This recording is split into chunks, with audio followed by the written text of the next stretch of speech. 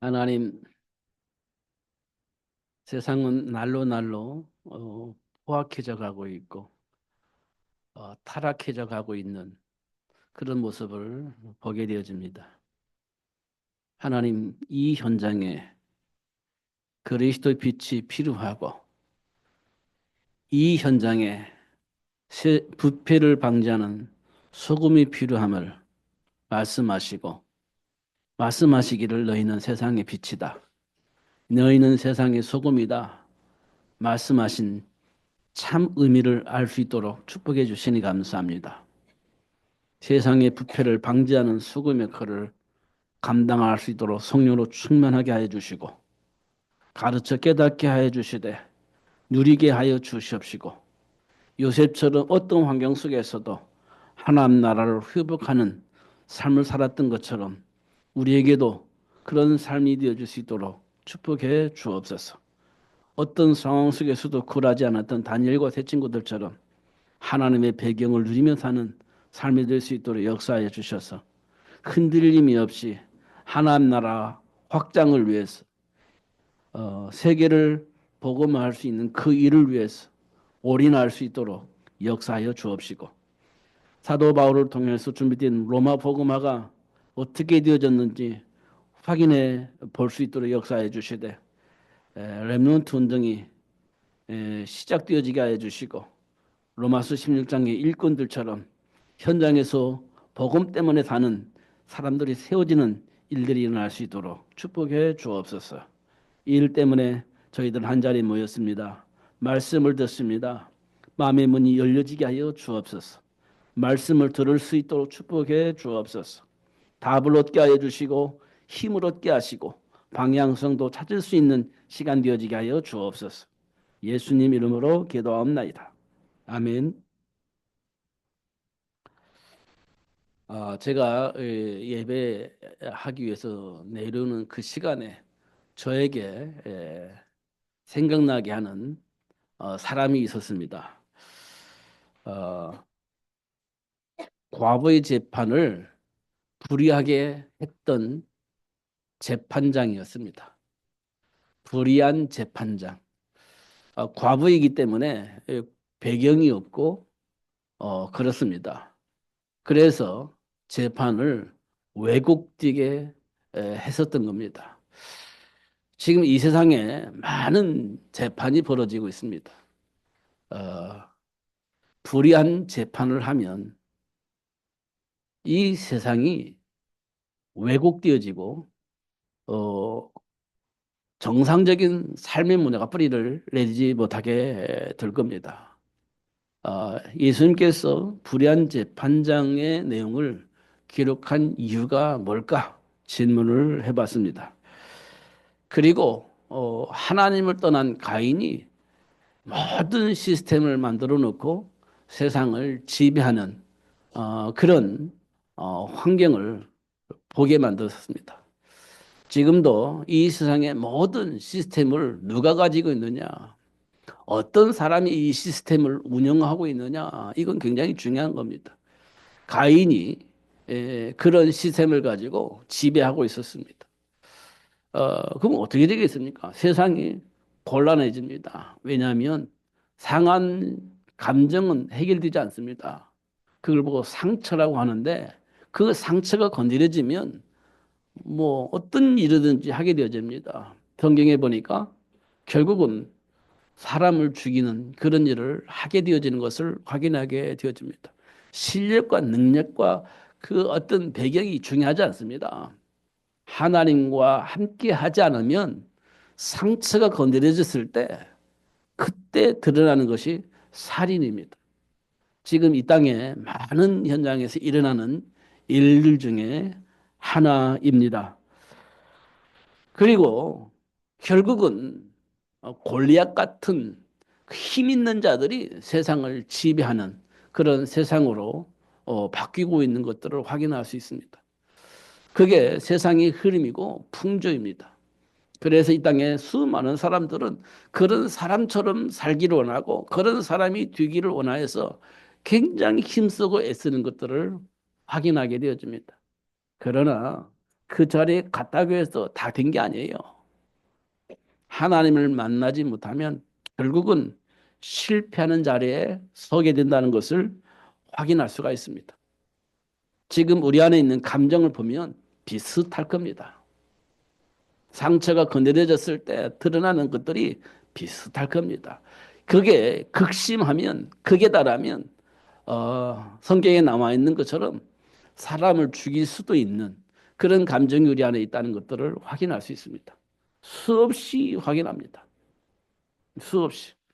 그런데 이 문제들이 왜 드러났을까요? 왜 그렇게 반응할까요? 중요한 것은요, 자기도 모르는 무의식 속에 있는 두려움입니다. 자기도 모르게 내 안에 있는 각인되어져 있는 두려움입니다. 죽음에 대한 두려움, 실패에 대한 두려움, 이런 것들이 이제 우리 안에 숨겨져 있는데 상처가 건드려졌을 때 그게 드러나는 겁니다. 그래서 자기를 보존하고자 하는 마음으로 어떤 일이 벌어집니까? 그렇습니다. 자기를 살리기 위해서 상대방을 죽이는 일을 하게 되는 겁니다. 그게 현장에서 드러날 문제들입니다. 상처가 건드려지지 않았을 때는 그게 나오잖아요. 근데 내 안에 있는 상처가 건드려졌을 때 그렇게 반응으로 나타난다는 것을 확인할 수 있습니다. 근데 그 배경에는요, 두려움입니다. 사실은 두려움이 있습니다. 그것 때문에 그런 반응들이 나타난다는 것들을 확인할 수가 있습니다. 근데 이거는요, 누구도 해결할 수가 없어요. 해결되어지는 문제가 아닙니다.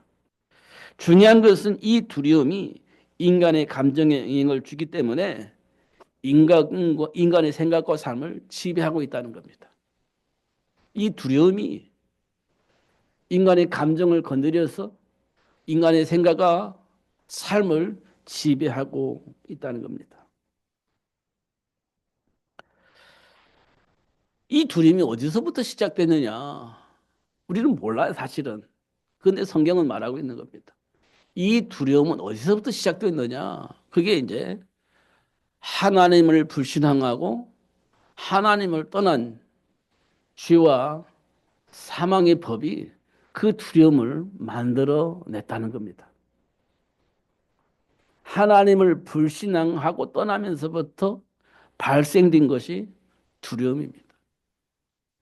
이 두려움은 그래서 해결이 안 되는 겁니다. 하나님을 만나지 아니하면 이 문제는 결코 해결이 되지 않는 겁니다. 하나님을 깨닫지 못하면 결코 이 문제 해결되지 않습니다. 결국 이 문제가 해결되지 않으면 우리는요, 아무리 정상적으로 살려고 발버둥 쳐도 정상적으로 사라지지 않습니다. 왜냐하면 내 안에 있는 상처가 건드려졌을 때 두려움이 확 올라옵니다. 그러면요, 자기도 모르게 제정신이 아닌 생각과 말과 행동을 하게 되어지는 겁니다. 정신 차리고 보면, 돌이켜서 보면 후회가 막급하지만 다음에 또 건드리면 또 같은 반응이 나타나는 겁니다. 해결이 안 되는 겁니다. 이 문제는. 하나님을 만나기 전까지는. 그럼 이 세상 어떻게 되겠습니까? 말로 표현할 수 없는 수많은 문제와 사건들이 벌어지겠죠. 근데 사람들은 그걸 해결하려고 또 많은 방법들을 만들어내겠죠. 시스템을 만들어내겠죠. 그래도 해결이 안 돼요. 왜냐하면 내 안에 있는 상처가 내려지면 또 발작을 할 것이기 때문에 해결이 안 되는 겁니다. 하나님을 만나기 전까지는. 이게 인간의 가장 근본적인 모습입니다. 인간의 가장 근본적인 모습이에요. 아무리 종호롭게 살라 할지라도 상처가 건드려지면 그 정의가 무너져 버려요. 우리 수없이 확인해 봤잖아요. 각자 삶의 현장에서 확인해 봤잖아요. 정의롭게 사랑스럽게 그렇게 뭐 이렇게 참 평안하게 살고 싶은 욕망을 가지고 막 그렇게 하다가 건드려지면 내 안에 어떤 것이 있었는지 모르지만 막 드러나지 않습니까? 발작을 하지 않습니까? 또 돌이켜서 막 후회하고 또 돌이켜서 정신 차리자고 아무리 마음을 가다듬어도 또 건드려지면 또 발작을 하는 거예요. 해결이 안 되는 겁니다, 이거는. 예수를 만나기 전까지는. 이런 것들을 우리가 확인할 수 있습니다. 죄와 사망의 법에 묶여 있기 때문에. 로마서 6장에 보니까 죄의 싹은 사망이라고 기록되어 있습니다. 이 죄는요, 뭐 윤리적으로 죄를 말하는 게 아니에요. 하나님을 불신앙하는 겁니다. 이 성경은 이걸 죄라고 그래요. 윤리적으로 잘못된 거 이걸 말하는 게 아니고 하나님을 불신앙하는 죄. 그 죄의 싹은 죽음이에요. 근데 우리는 아담과 하와가 이미 하나님을 불신하고 떠난 죄가 있잖아요. 그 죄가 대물림 되어서 우리끼리 와 있는 거예요. 그러니까 우리는 뭔지도 모르고 지금 우리 안에 죽음이라는 것이 들어와 있는 겁니다. 그러니까 그 죽음 때문에 두려움이 있는 거예요. 그 두려움 때문에 발작을 하는 겁니다. 이 문제에서 해결을 받아야 되는 거예요. 이 문제에서. 이게 이 땅의 모든 사람들에게 주어져 있는 숙제예요. 숙제입니다. 누구든지 다 가지고 있는 숙제입니다. 이 답은 뭡니까? 영접하는 자, 곧 그 이름을 믿는 자들에게는 하나님의 자녀가 되는 권세를 주셨다고 말씀을 하고 있습니다. 이게 답이에요. 그래서 우리는 예수 믿는 겁니다. 왜냐하면 그 어느 누구도 이 죄의 싹속에서 벗어날 수가 없어요. 하나님의 영광에 이를 수 있는 사람이 이 땅에 한 사람도 없습니다. 그래서 예수님이 오신 거예요. 그래서 그 예수 영접하기만 하면 하나님의 자녀, 마귀의 자녀가 하나님의 자녀로 바뀌는 겁니다. 그러면 이 두려움의 문제가 해결되어져요. 상처는 걸림돌이 아니고 발판이 되어지게 되어집니다. 그러면 어떻게 되겠습니까? 행복해지는 겁니다. 진짜 행복해지는 거예요. 음. 이걸 모르면 막 잘 살아보려고, 말씀 안에서 잘 살아보려고, 말씀 안에서 살아보려고 발부둥 쳐도 사실 안 됩니다. 왜냐하면 내 안에 있는 상처가 건드려지면요. 이 마음의 불편함이 그대로 나오는 겁니다. 그때 이제 발작을 하는데 그때는 뭐 어떻게 할 겁니까? 괜찮아요? 안 괜찮습니다, 사실은. 안 괜찮아요. 근데 예수를 알면 이제 그것이 발판이 되어지는 겁니다. 그래가지고 치유받고 회복되어지고 치유받고 회복되어지고 그렇게 되어지는 겁니다. 그러면 어떻게 되게요? 자꾸 사람이 이뻐지죠. 그냥 드러나지만 치유되고 회복되어질 시간이니까 자꾸 이뻐지는 겁니다. 그렇게 되어지는 거예요. 그러면 사람들한테 사랑받죠. 사람들에게 사랑을 받아요. 이뻐지니까. 그렇게 되어지는 것을 보게 되어집니다. 요셉이요, 그렇게 사랑을 받은 사람입니다. 그렇지 않으면 어떤 일이 벌어지냐? 일생 마귀가 시키는 대로 살 수밖에 없는 삶이 계속 지속되어지는 겁니다. 마귀가 시키는 대로 할 수밖에 없는 배경을 가지고 있기 때문에 마귀가 시키는 대로 살아야 돼요. 어쩔 수가 없습니다.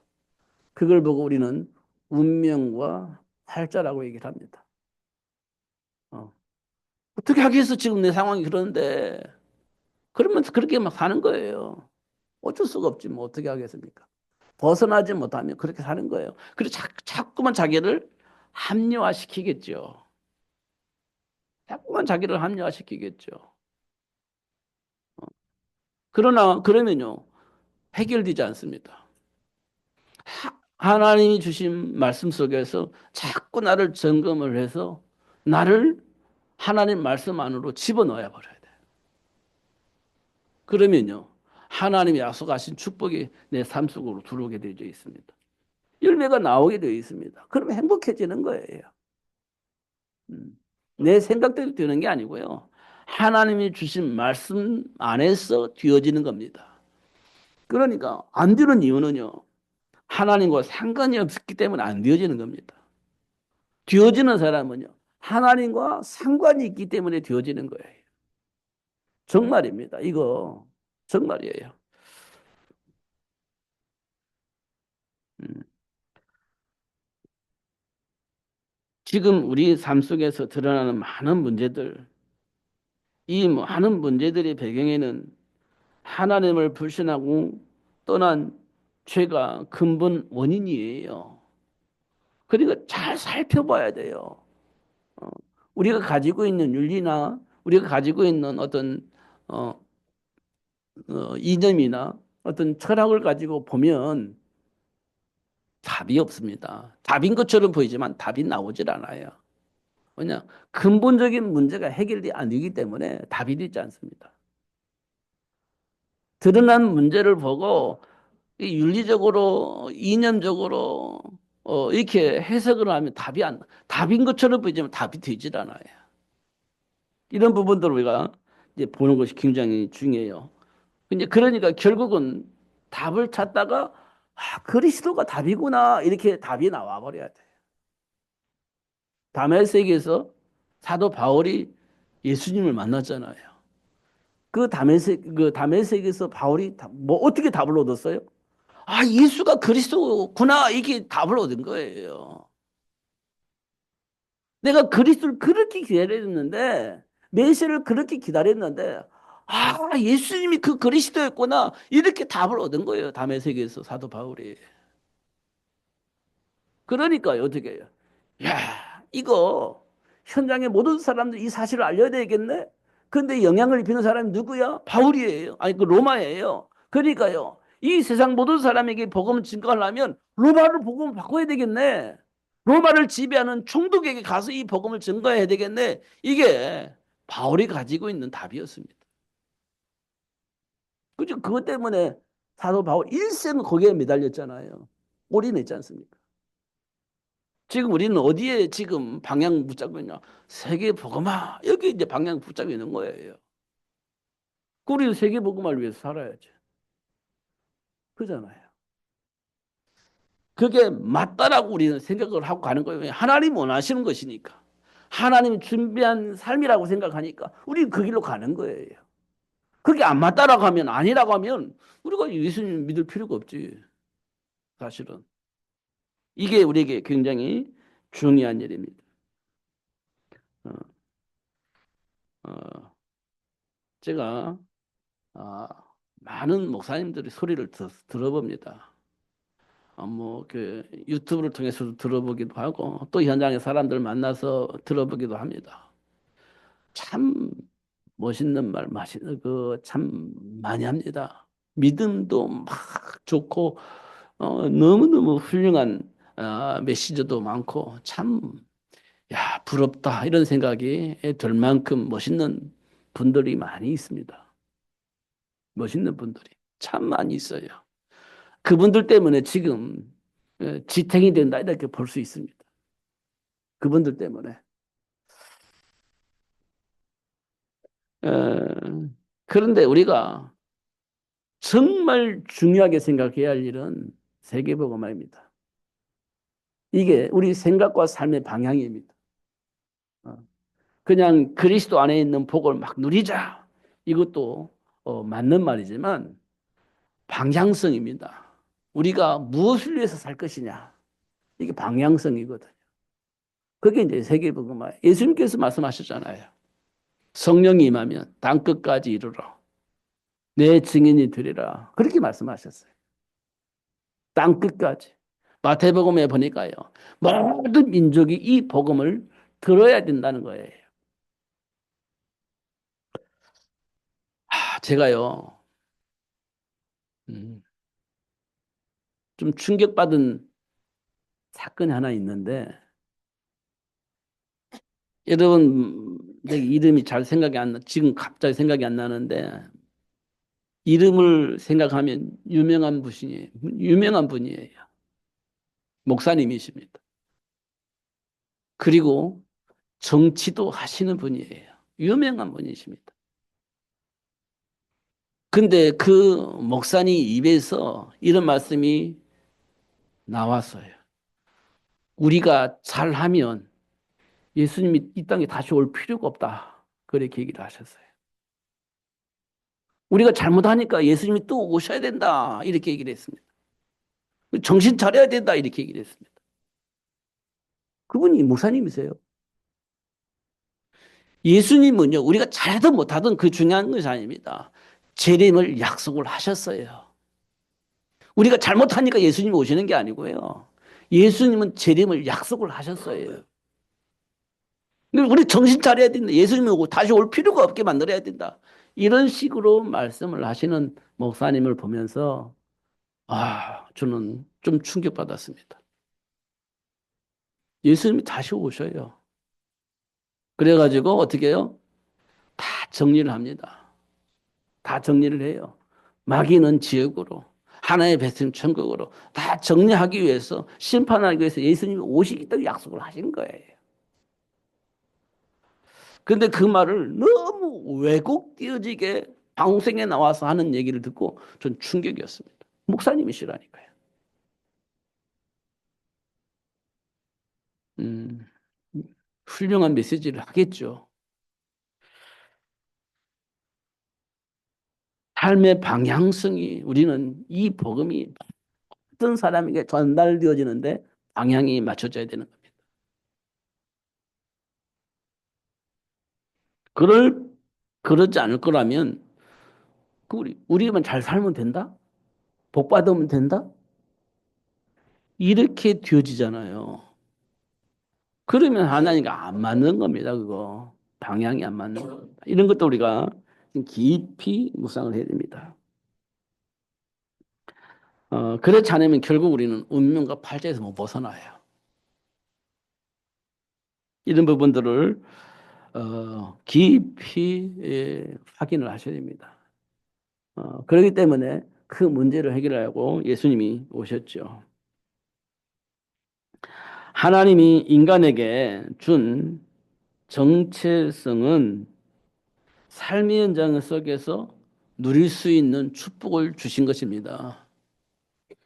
삶의 현장에 준비된 복을 누릴 수 있는 삶을 살 수 있도록 하나님 우리를 축복하신 거예요.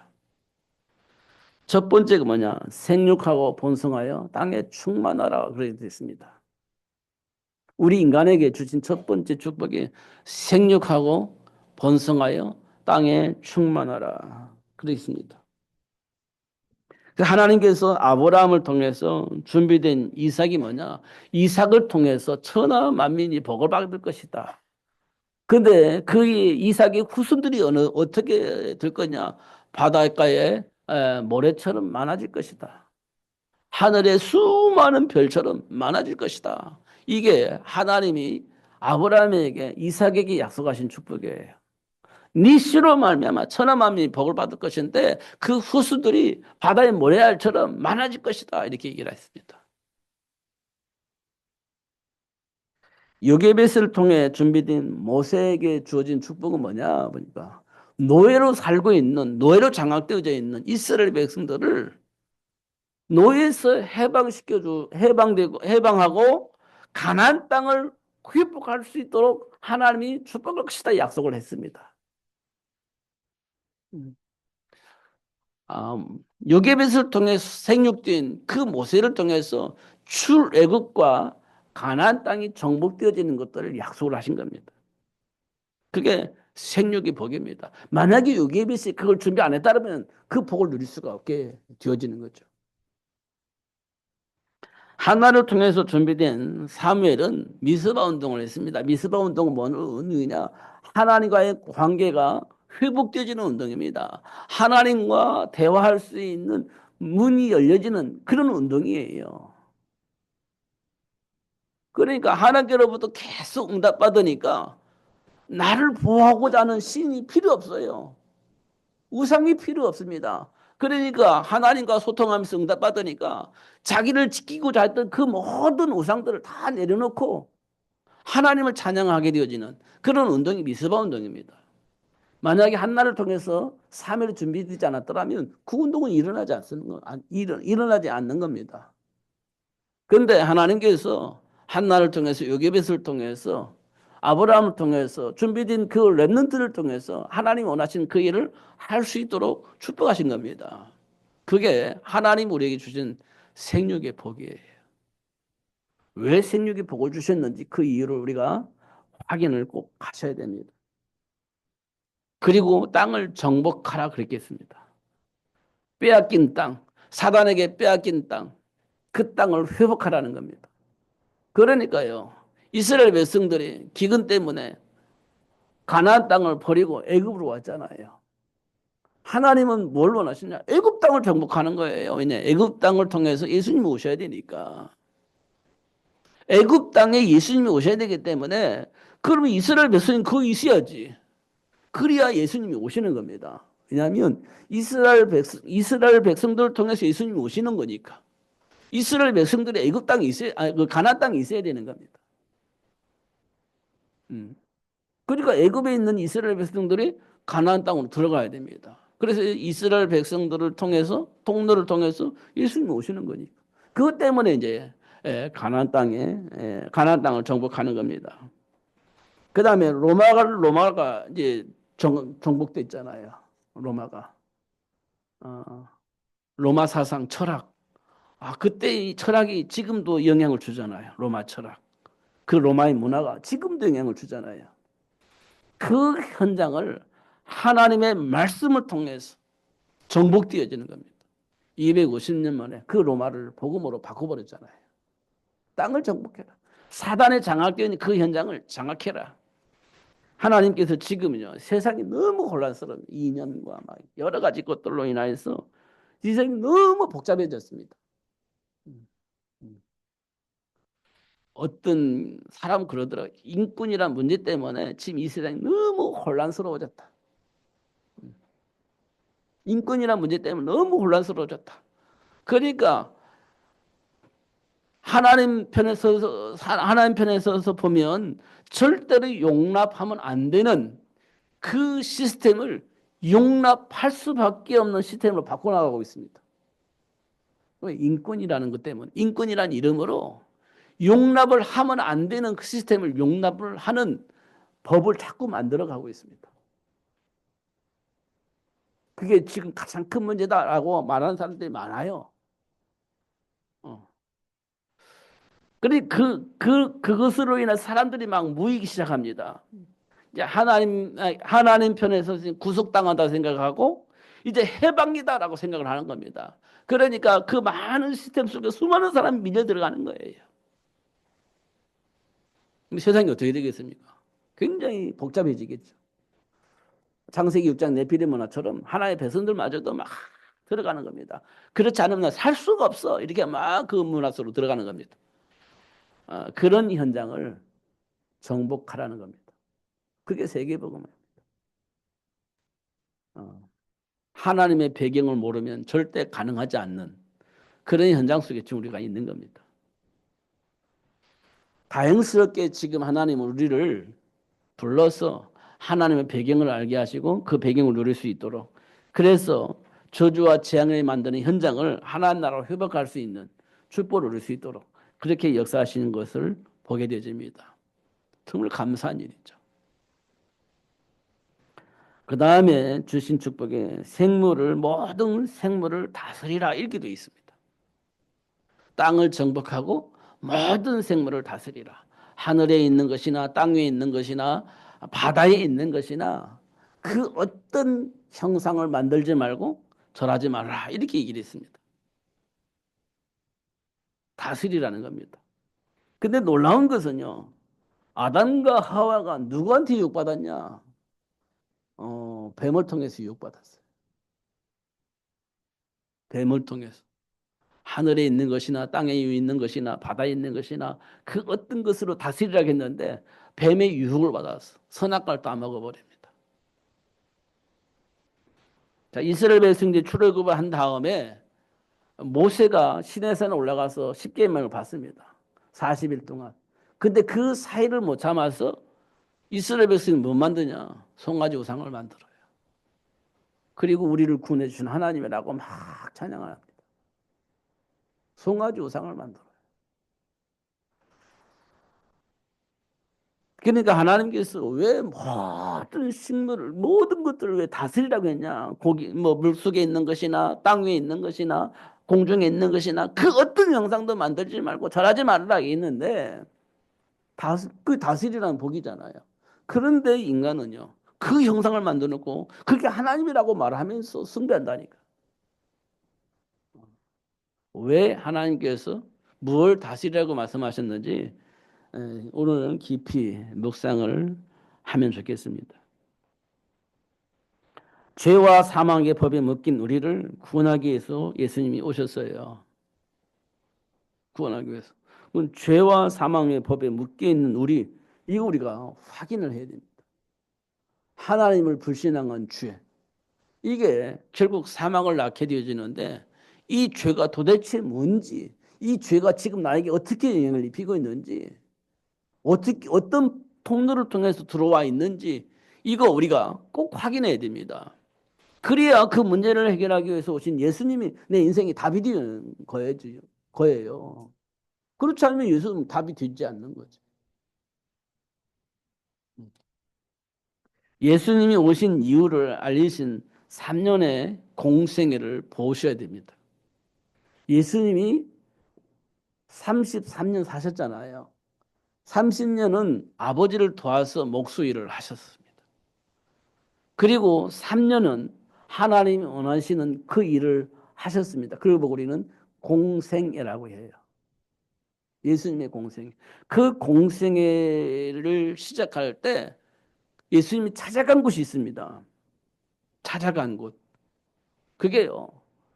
해결할 수 없는 문제에서 고통당하고 있는 그 현장을 예수님이 찾아가신 겁니다. 공동묘지 찾아갔죠. 군대 귀신 들려서 그 누구도 그를 제어할 수 없는데 막 고통 속에 있는 그 사람을 찾아갔습니다. 그래 어떻게 해요? 예수 이름으로 그 귀신을 쫓아냈죠. 군대 귀신을.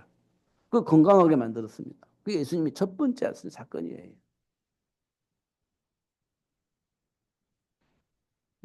그리고 나서 어떻게 했냐?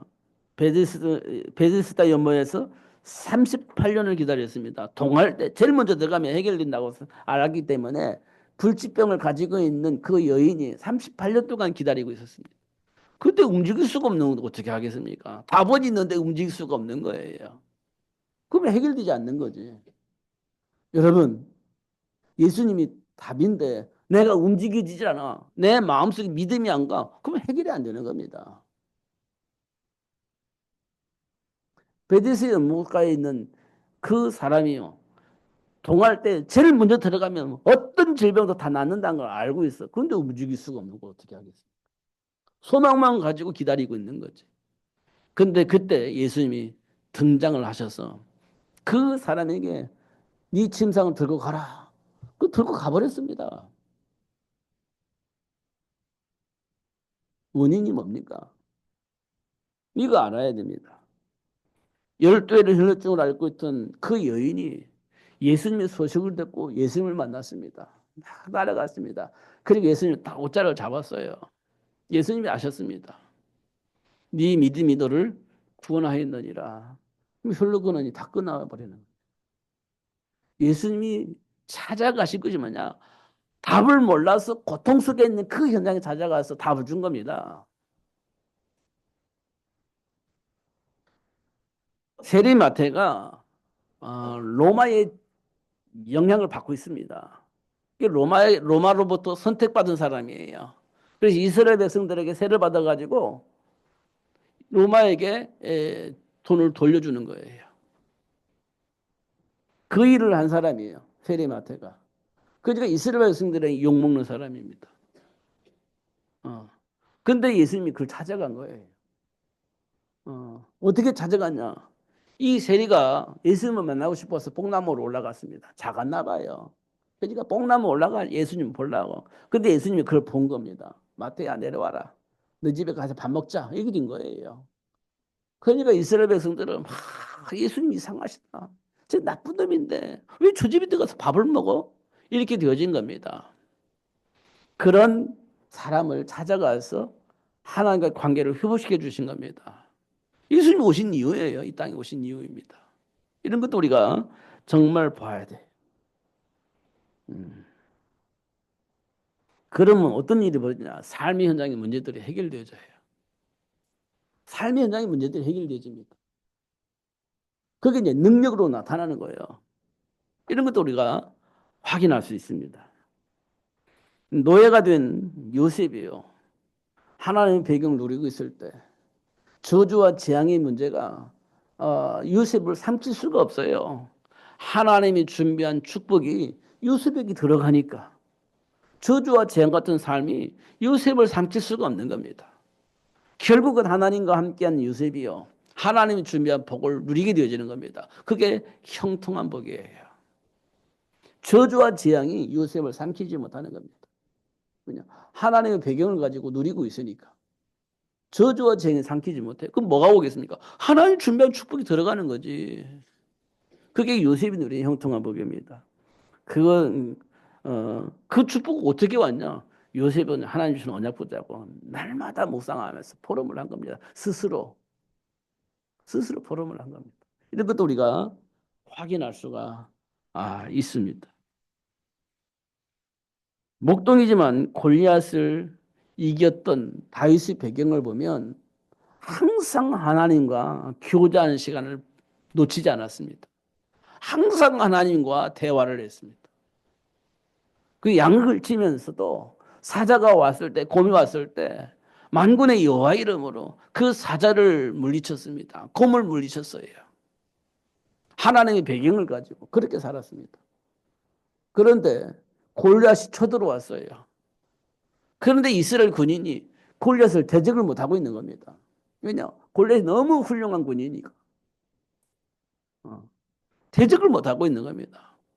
그러니까 마침 목동인 다윗이 보고 만군의 여호와 이름으로 내가 나가겠습니다. 이렇게 된 겁니다. 그 사람들이 다 웃지. 목동이잖아요. 군인이 아니잖아요. 다 웃습니다. 그런데 다윗이 이렇게 합니다. 내가 양을 칠 때 하나님께서 사자도 곰도 때려잡을 수 있도록 하나님께서 역사하셨습니다. 그런데 하나님이 욕하는 저 골리앗을 하나님께서 때려잡지 못하게 하겠습니까? 이게 다윗의 고백입니다. 만군의 여호와 이름, 너는 칼과 창으로 나한테 왔지만 나는 만군의 여호와 이름으로 나간다 하면서 골리앗을 박살내는 겁니다. 그게 하나님의 능력입니다. 사실은 사도 바울은 예수를 믿는 사람을 핍박했던 사람입니다. 왜 핍박했냐? 예수가 그리 될 수가 없다고 생각을 하고 예수 믿는 사람들을 핍박하고 그랬습니다. 그것도 최 앞에서 서서 그 일을 했습니다. 그게 스데반을 죽이는 일이지 않습니까? 스데반 죽인 일이 바울이 그 짓을 한 겁니다. 근데 그 바울을 불러가지고 증인이 되어질 수 있도록 그리고 로마를 복음으로 회복할 수 있도록 그렇게 역사를 하셨습니다. 하나님의 배경이에요. 그 사람 실력이 있느냐 없느냐 그 사람 배경이 뭐냐 하냐 그게 중요한 게 아니라 하나님께 잡힌 바 되어지면 그렇게 쓰임 받는 겁니다. 이런 것도 우리가 깊이 확인해야 돼. 내 인생의 과거가 어떻든 간에 그 중요하지 않아요. 하나님이 지금 나와 함께 계신다. 이 사실만 가지고도 다 되는 겁니다. 그러니까 사도 바울이 있잖아요. 과거에 내가 핍박자가 그러니까 죄인 중에 괴수라고 얘기를 했잖아요. 그 입에서 뭐라고 말했냐? 내게 능력 주시는 자 안에서 내가 모든 걸 살 수 있다. 이렇게 고백이 바뀌어지는 거예요.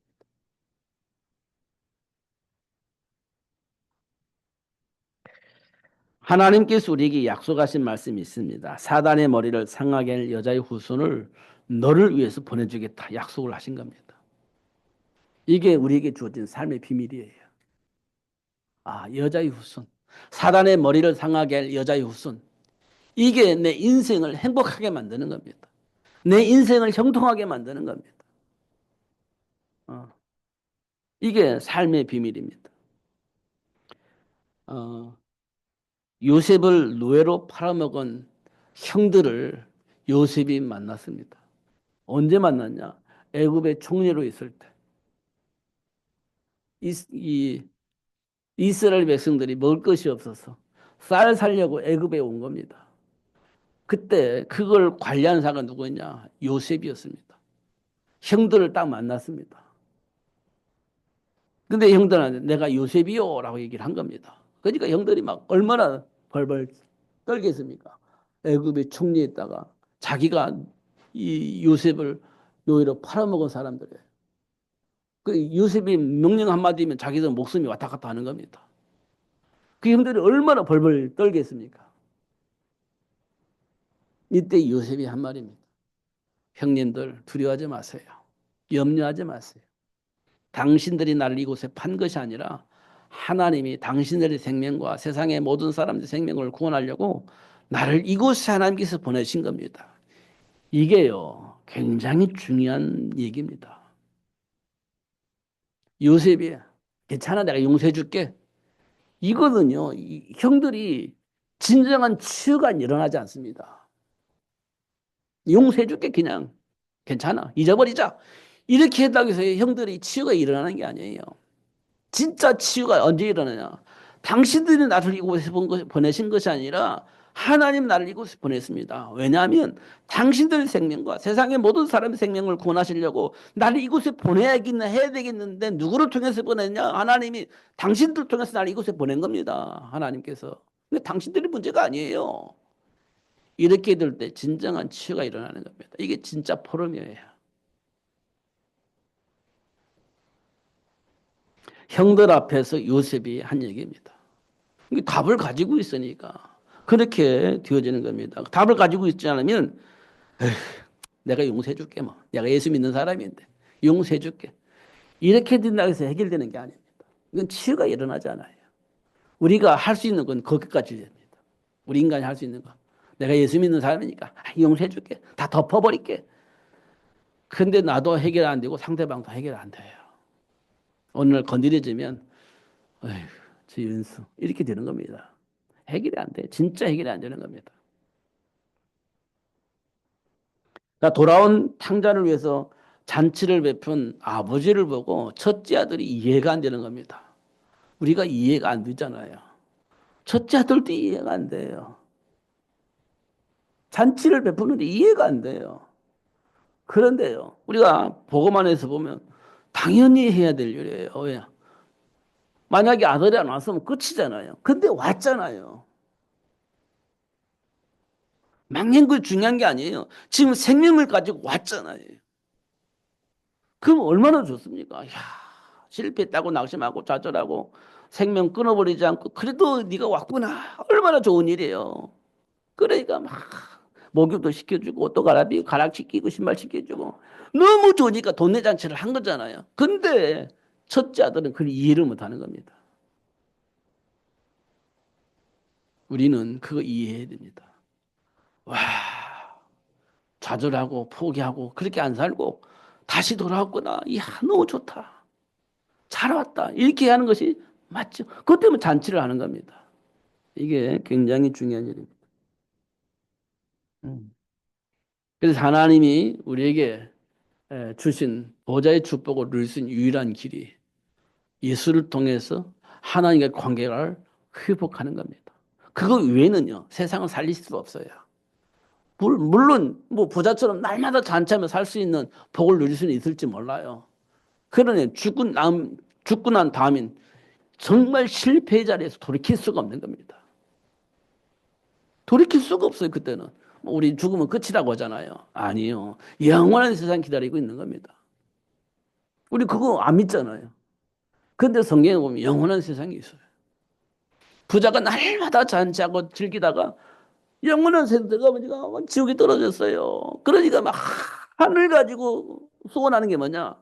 이 땅에 사는 우리 후손들, 우리 친척들 전부 예수 믿게 해달라고 그렇게 소원하는 것이 부자의 소원이에요.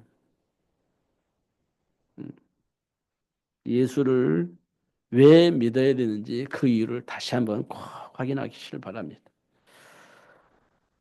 아직도 우리가 풀리지 못하는 이유는 죄와 사망의 법에 묶였기 때문에 못 풀리는 겁니다. 그래서 그 문제를 해결하시려고 예수님이 오셨어요. 그 문제를 해결하려고. 그래서 십자가에 못 박혀 죽으신 겁니다. 이 문제 해결하시려고. 해결하셨다는 증거로 3일 만에 부활하셨어요.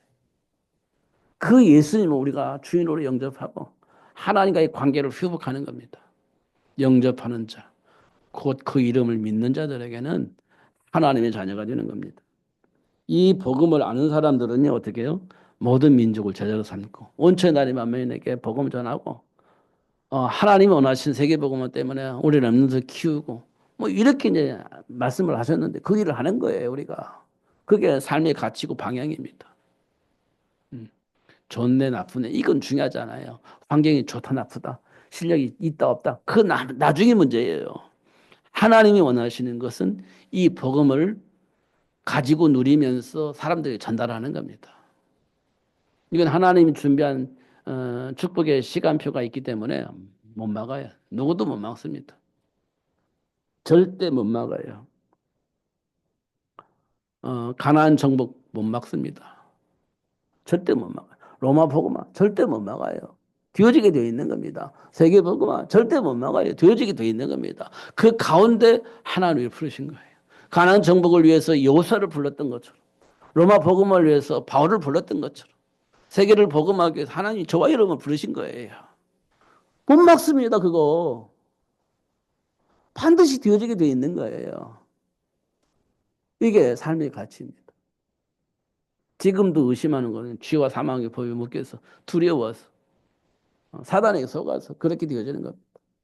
속지 마시고 누리시면서 승리하시되 하나님이 준비한 축복을 누리면서 모든 사람 앞에 당당히 서서 예수가 그리스도를 말할 수 있는 삶을 누리시는 여러분 되시기를 예수님의 이름으로 축복합니다. 기도하겠습니다.